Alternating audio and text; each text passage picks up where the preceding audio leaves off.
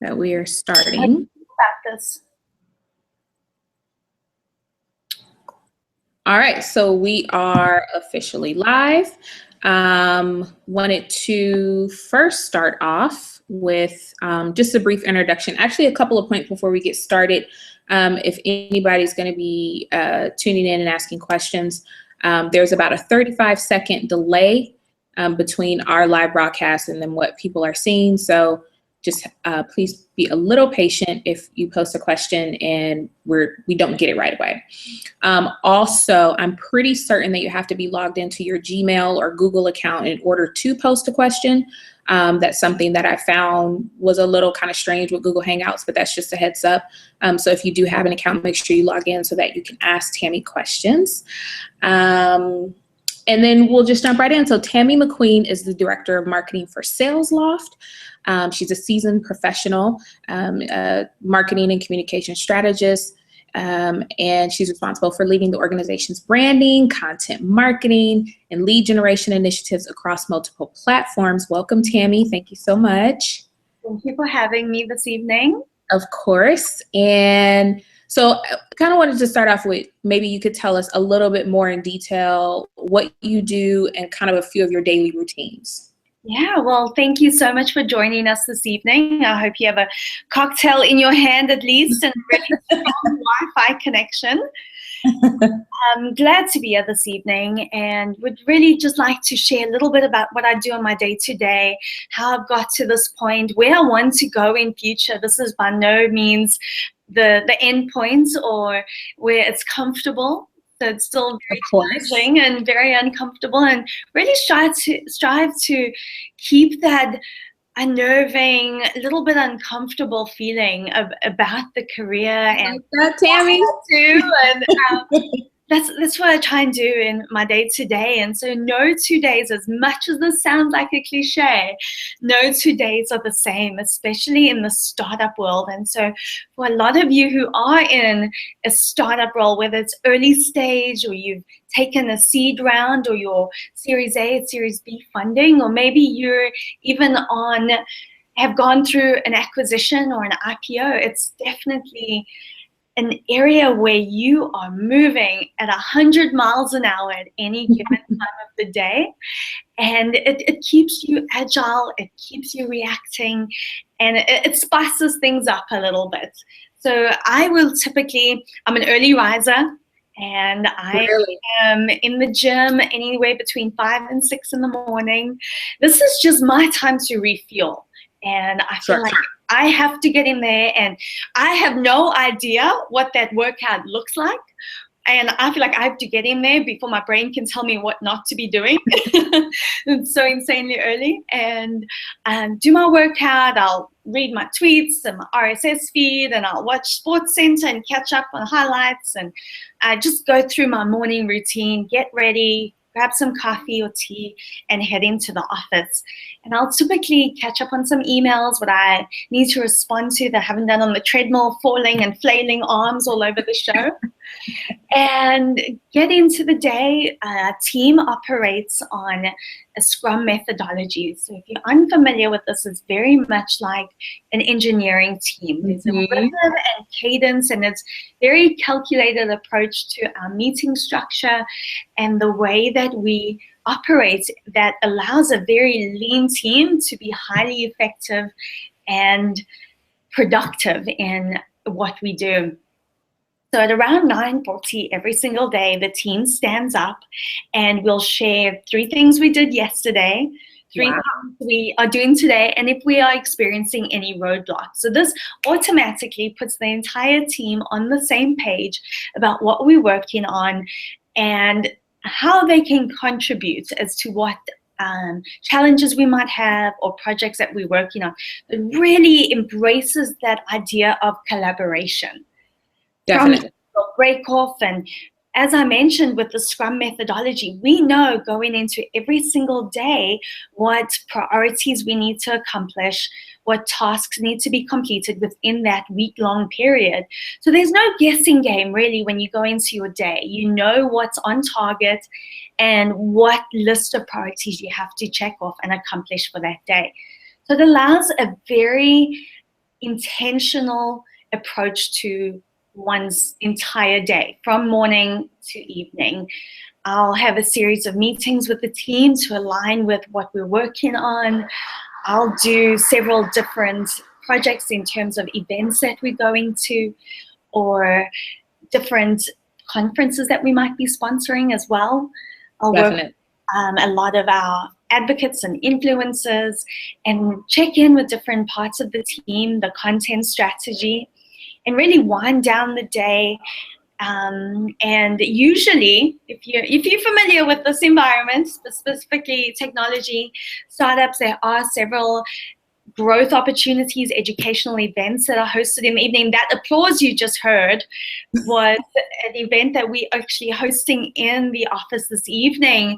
It is the world's greatest cold caller, Craig Kleeman. He came into the office today and spoke with our entire team about some effective strategies for cold calling and being an effective sales development person as well. It's funny you mentioned the Scrum methodology. I literally just read about that the other day. I've not heard of it before, and I was reading about how creative companies are changing the way they're set up and how they operate, and how some are implementing the Scrum methodology in order to keep things in better order. And it sounds so mundane and so common sense to say, you know, well, we put a list of priorities together. You really have to focus on it. Otherwise, the day will get away from you. So as kind of cliche and common sense as that sounds, there are a lot of reports about how effective the Scrum methodology is. So you guys use that and you like it. We do. It's very unusual for a marketing team to use the structure. Yeah. But as we scaled the team, we started off very small and have now the benefit and value of having more team members, which is really functional and allows us to do more things at greater velocity.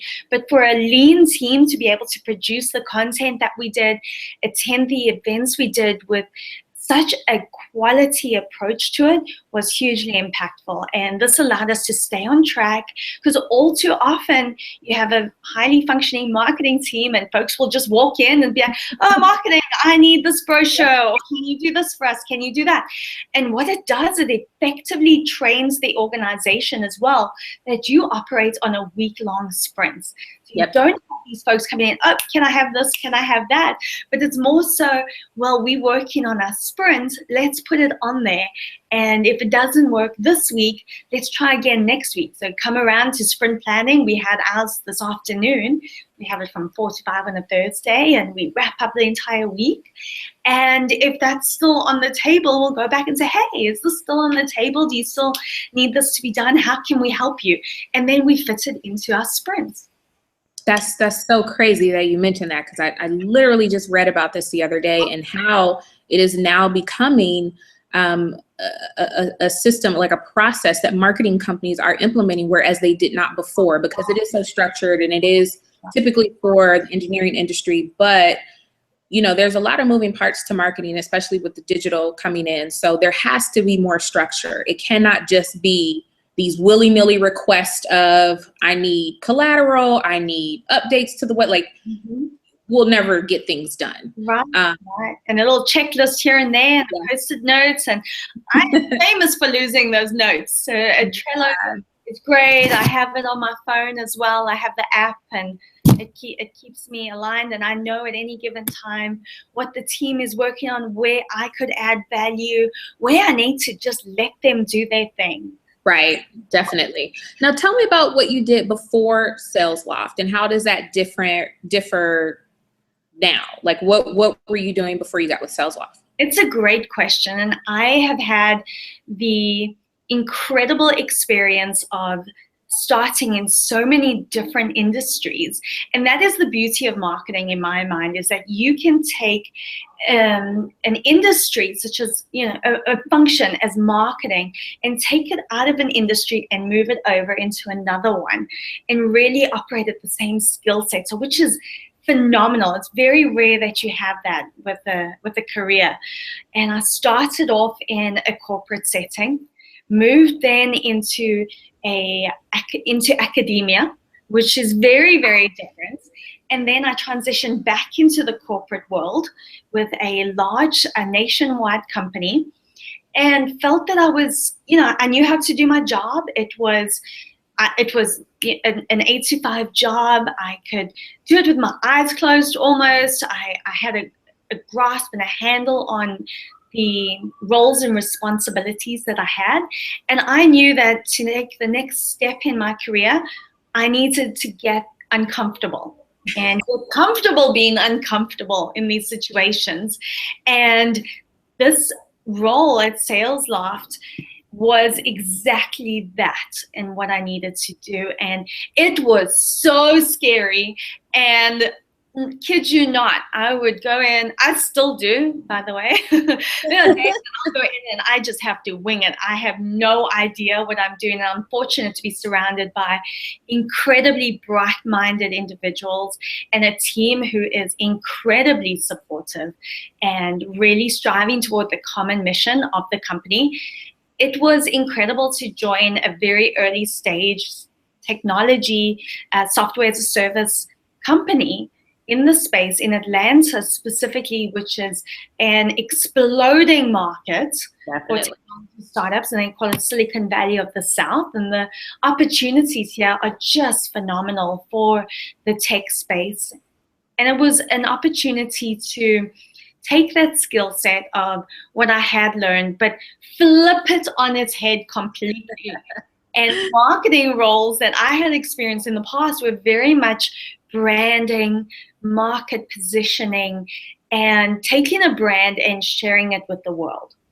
Now, that was very different coming into an early stage startup where everything was revenue driven. It was very much top of the funnel, lead generation. How are we going to turn this into revenue for the company?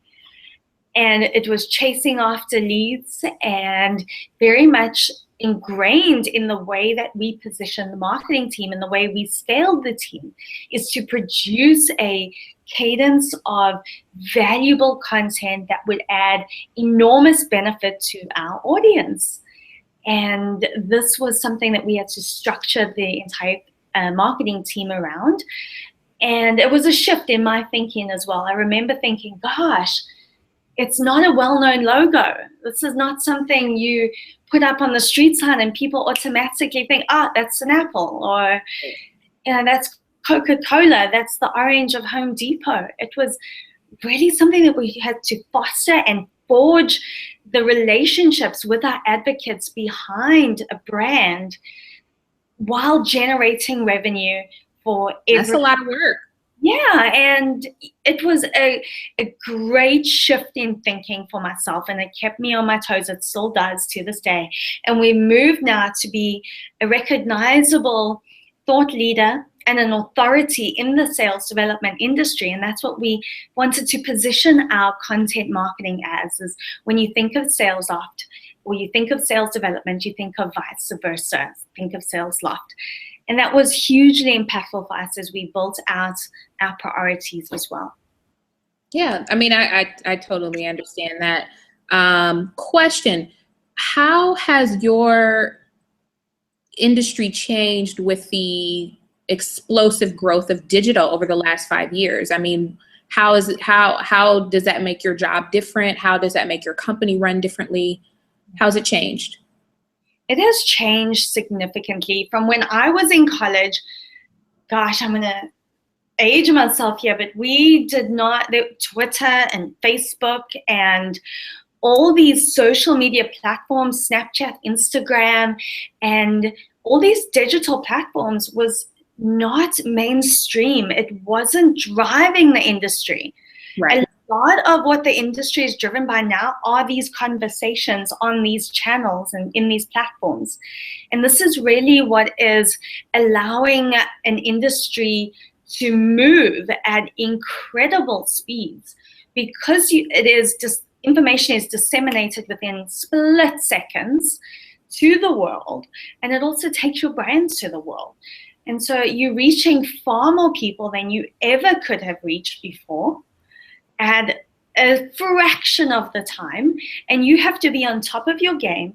It is such a noisy environment out there. There's the explosion of digital also comes with it, the explosion of information everywhere. So you have all of the things, all of the information in front of you. How do you know what to read? Where do you spend your time, and where do you put your focus? And this is really what has become very challenging to a lot of companies, whether it's business to consumer or business to business. And the importance of that is cutting through that noise, but not just being another voice out there or another company throwing information. And what digital landscape has done, it has allowed the audience to put a stop to it. So we push, but they have the opportunity to put a stop to that and not receive the information you're giving. So it's becoming challenging to cut through those barriers and find a way into that right channel and still add value. So it's finding what adds value, not being salesy. No one likes to be sold to, myself included. And I can appreciate good marketing, but no one likes to be sold to. And it's finding how can you add value to that person. Did you find, this is what I'm finding amongst a lot of my colleagues that are in marketing and PR, whether they're in-house, whether they run agencies, whether they freelance, what have you, did you find it difficult to justify basically what you do to your company when they say, why are we paying you, or why are you spending time on social media? Like, did you find that? I mean, I know that SalesLoft is pretty progressive, but I've had clients and I've come across people that are like, I'm going to pay you to Facebook and tweet. No. And so then it becomes this educational thing where you have to explain to them and show the client or your organization the value. And depending on what generation you're dealing with, they're kind of like, I don't get why we need to bother. Did you find that that was a barrier for you? It was not a barrier for me at SalesLoft. Our entire organization is very active on Twitter. And it goes beyond when you start thinking about, oh, I'm going to pay you to tweet and sit on Facebook all day long. I think that's very much equated to those vanity metrics. Oh, I've got X number of followers, or you chasing X number of likes or X number of retweets. So I think when your metrics are tied to those vanity metrics, you lose a lot of value and a lot of credibility. I would encourage you to go deeper on that and understand why you are leveraging the platform that you are and why you are in those channels that you are speaking to your audience about. Just because Instagram is available, Twitter, Facebook, Snapchat, it doesn't necessarily mean your brand is best positioned for that channel. Absolutely. So just because it's out there doesn't mean you need to be all of the places at all of the time. It's not effective, especially for an early stage company. You can't be everywhere. And when you're just one person, it becomes significantly tougher. So find what works for your audience. Who are you speaking to? Understand who you are selling to, who you are buying from as well, and really dig into that and find what metrics they're looking for. Are you trying to grow revenue? Are you trying to build leads? So then you need more impressions. You need more eyes on what you are sharing. If you are looking for if you're looking for advocates of your brand, of your product, then you need to be engaging with your best customers on social media. And they will be the spokesperson. They'll be the town hall for you. Exactly. So it's finding what it is. What is your goal on social media? What is that goal? And effectively communicate what that goal is. What is the problem that that company has that you can effectively solve by going into these channels and becoming a problem solver and add value rather than just driving a number through the roof? That's a really, really good point, Tami. And that is a question that so many people in our industry have, and I'm glad that the conversation is happening now where people are saying, the numbers, your number of followers that's not the metric that you need to be solely focused on. Yeah. That is not what you need to kind of put your efforts behind. So that's a really good point. The next question is, what is your biggest hurdle or challenge in your current position? Myself? In my current position, the market is moving very quickly.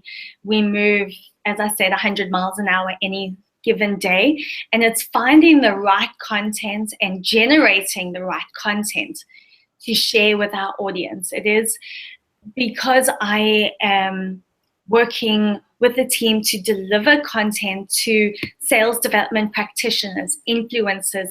We absolutely have to be completely knowledgeable on the subject matter. And it's listening to industry trends, what are some of the benefits that they have, what are their pain points, and how can we help them? It is always a struggle to find that content, whether it's unique or repurposed, but that consistently adds value to a person.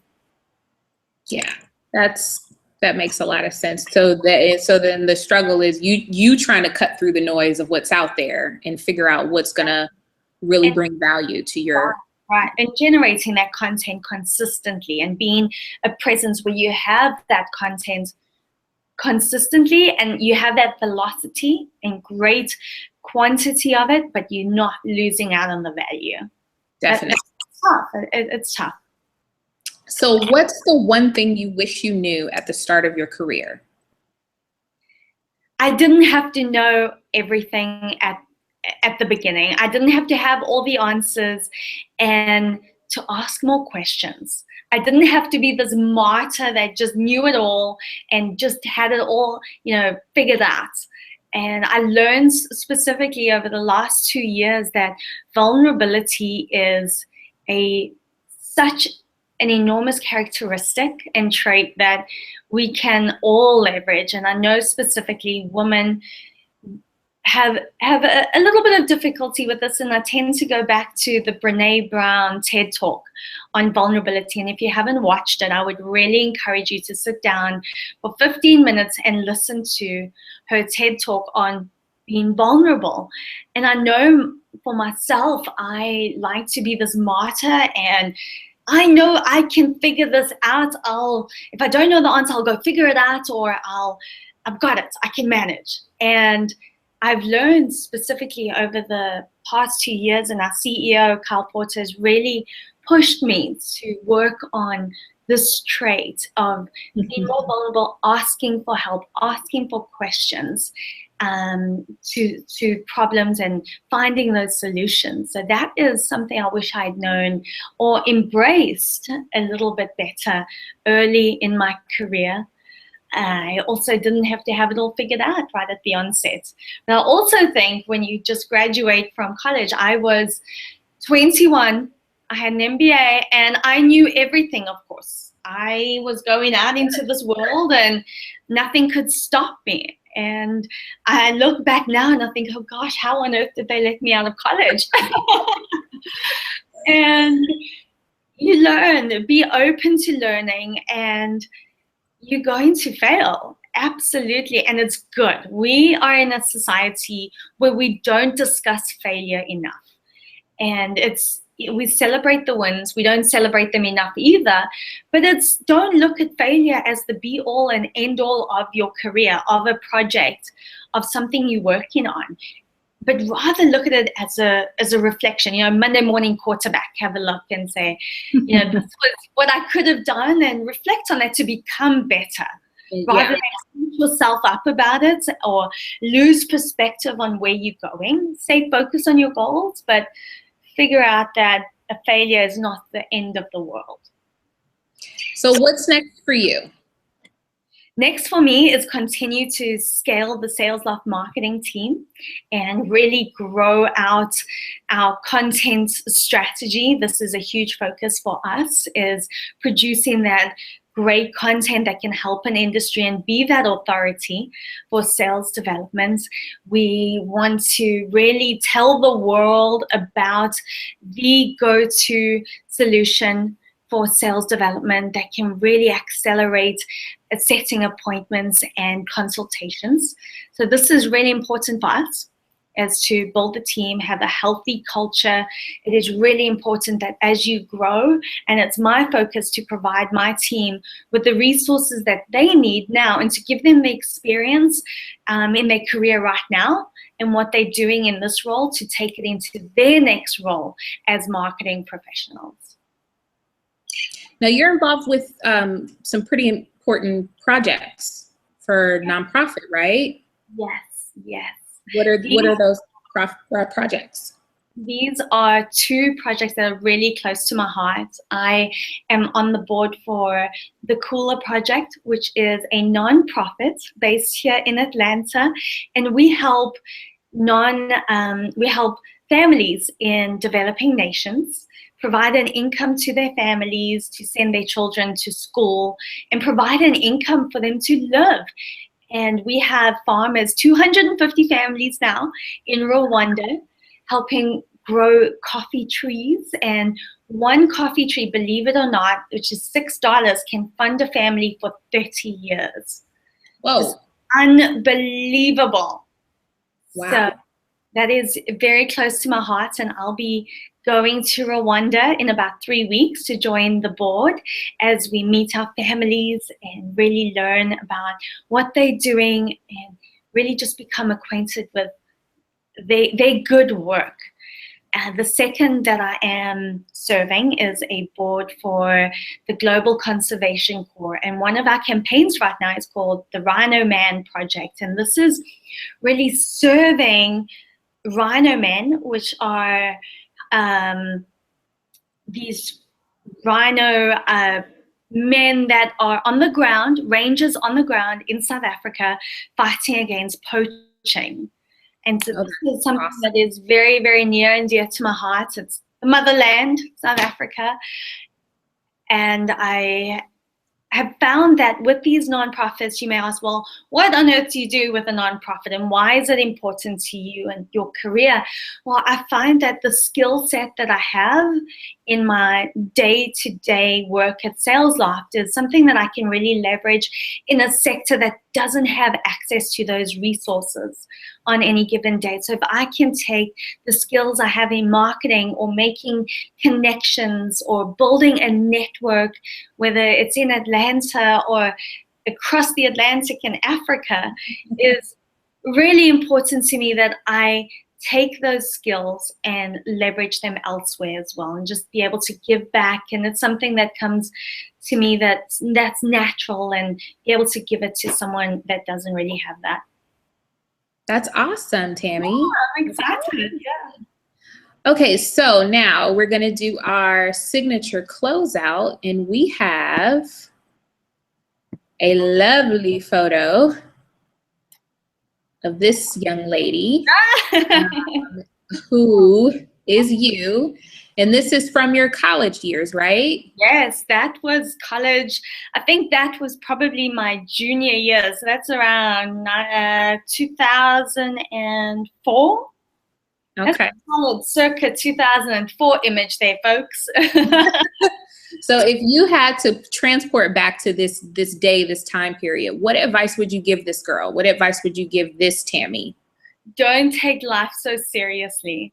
Really embrace the opportunities that you have. And quite frankly, when I came to the US on a tennis scholarship, I had no intention of staying. And I said to my mom and dad, of course, that I would be home after 4 years.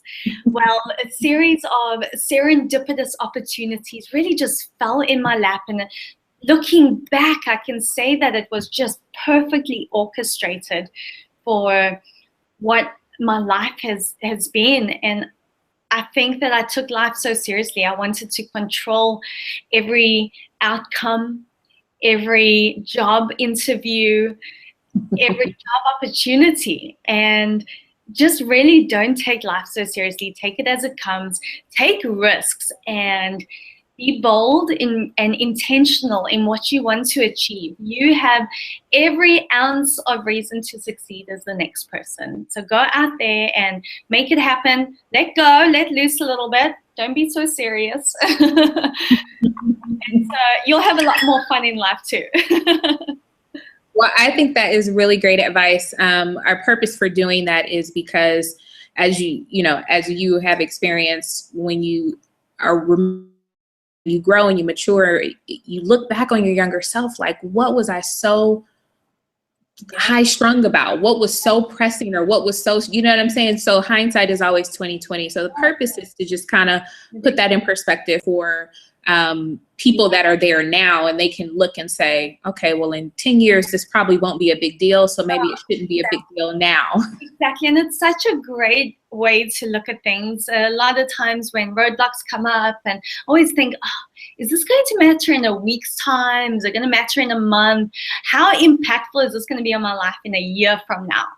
And it really quickly puts things in perspective. So not always easy to do. Well, thank you so much, Tami. That's all we have for this evening. I really appreciate your insight on marketing and branding, and of course, the projects that you're working on, your nonprofits. So I appreciate you taking the time to speak with us, and this will be on YouTube immediately for those who want to see it. And of course, Tami is on Facebook, Twitter, and Instagram as Local at Last, LOCALATLAST. So be sure to follow her to keep up with all that she's doing for SalesLoft, and of course, the 2 projects that she's working on. Thank you so much, Tami, and have a great night. Thank you, and you too. Bye-bye. Okay.